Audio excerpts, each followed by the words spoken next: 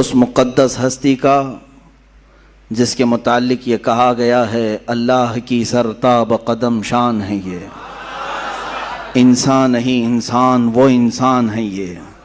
قرآن تو ایمان بتاتا ہے انہیں اور ایمان یہ کہتا ہے میری جان ہے یہ۔ وہ مقصود کائنات ہیں، وہ اصل کائنات ہیں، وہ روح کائنات ہیں، وہ جان کائنات ہیں۔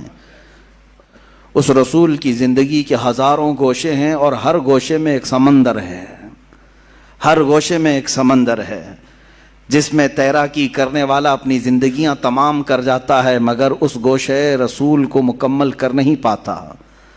اخیر میں جا کر کے پھر یہ کہنے پر مجبور ہو جاتا ہے لا یمکن الثناء کما کان حقہ، لا یمکن الثناء کما کان حقہ، بعد از خدا بزرگ تو یہ قصہ مختصر، لیکن رضا نے ختم سخن اس پہ کر دیا، خالق کا بندہ خلق کا آقا کہوں تجھے۔ بہت کچھ کہا گیا ہے اے رسول پاک آپ کی بارگاہ میں۔ جب جبرائیل نے یہ کہہ دیا آفاق ہا گردیدہ ام بسیار خوبہ دیدہ ام، میں نے کائنات کے ہر ذرے کو چھان لیا ہے، ہر زمین کے حصے کو دیکھ لیا اور بہت اچھے اچھوں کو دیکھا، وہ لیکن تو چیزیں دیگری یا رسول اللہ، اے اللہ کے رسول آپ ہی تو ایک الگ ہی چیز ہیں جس کا نہ کوئی مثل ہے نہ کوئی مثیل ہے، ہوتا بھی کیسے؟ تیرے خلق کو رب نے جمیل کیا، تیری خلق کو رب نے عظیم کیا، کوئی تجھ سا ہوا ہے نہ ہوگا شہا، تیرے خالق حسن و ادا کی قسم، کوئی تجھ سا ہوا ہے نہ ہوگا شہا، تیرے خالق حسن و ادا کی قسم۔ اور اس رسول پاک کا تذکرہ نہ کریں تو زندہ کیسا رہیں؟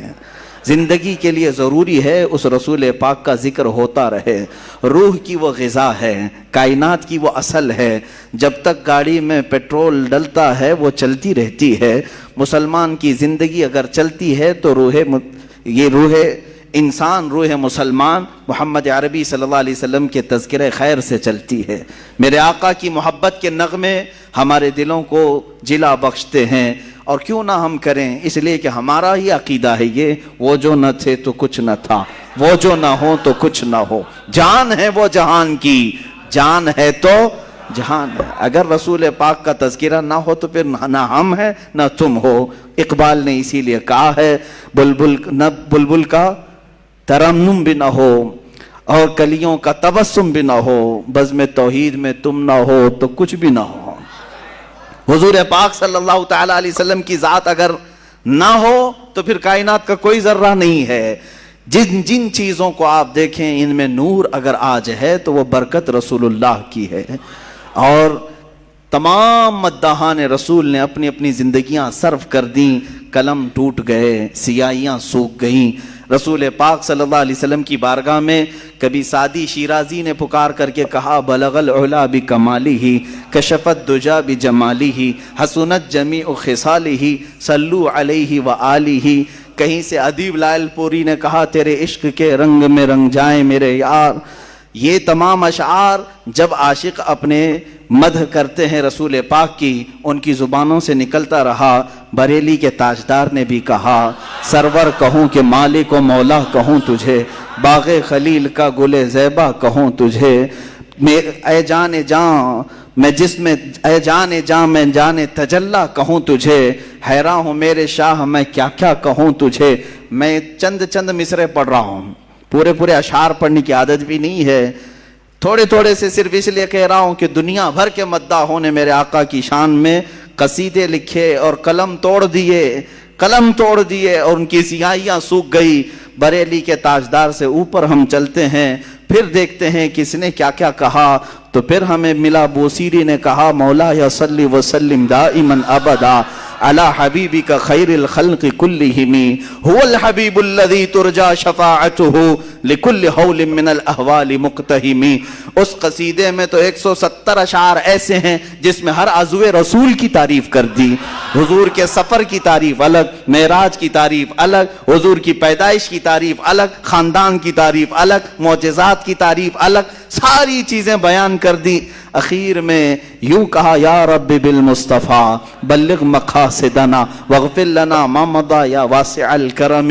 یہیں تک نہیں، بوسیری سے اگر ہم ہم آگے بڑھتے ہیں امام اعظم ابو حنیفہ کی بارگاہ میں، پکار کر کے کہتے ہیں یا سید السادات جئتک قاصدا ارجو رضاک فلا تخیب مقصدی، یوں پکار کر کے کہا۔ پھر دیکھا ہم نے اور کہیں فارسی کی زبان میں علامہ عبد الرحمن جامی جیسا نکلتا ہے، کہتا ہے تنم فرسودہ جاں پارا ز ہجراں یا رسول اللہ، دلم پشمردہ آوارا ز عصیاں یا رسول اللہ، چو بازوئے شفاعت را کشائی بر گنہگاراں مکن محروم جامی را دراں یا رسول اللہ۔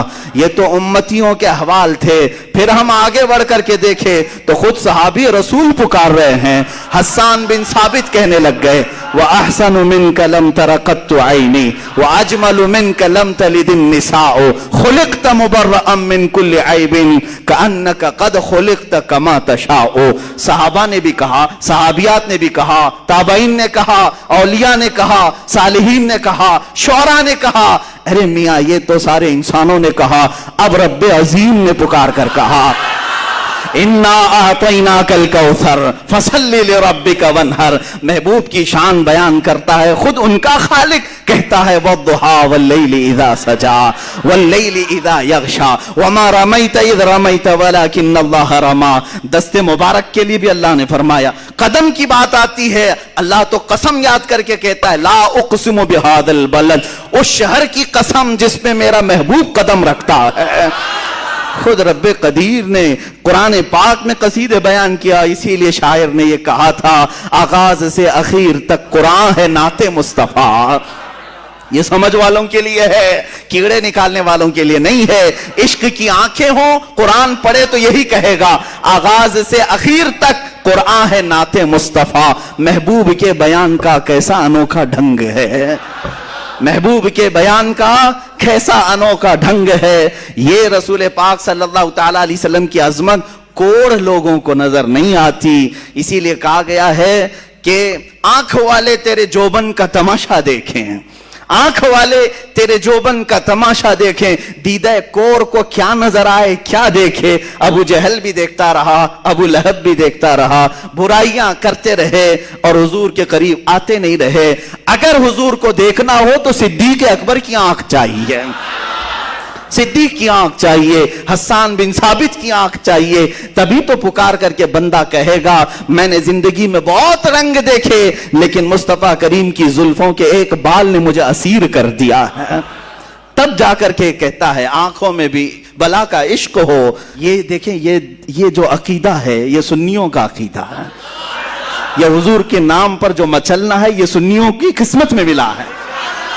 الحمدللہ یہ ہماری قسمت میں ملا ہے، اسی سے تو ہماری امید جاگتی ہے کہ ابھی ہم مرے نہیں ہیں، زندہ ہیں، مرے نہیں ہیں زندہ ہیں۔ اسی لیے کہا ہے شاعر نے اس مسلمان کو بیدار تو ہو لینے دو، پھر دنیا کی ہر قوم پکارے گی حسین ہمارے ہیں، بیدار ہو لینے دو، تھوڑی دیر کی بات ہے۔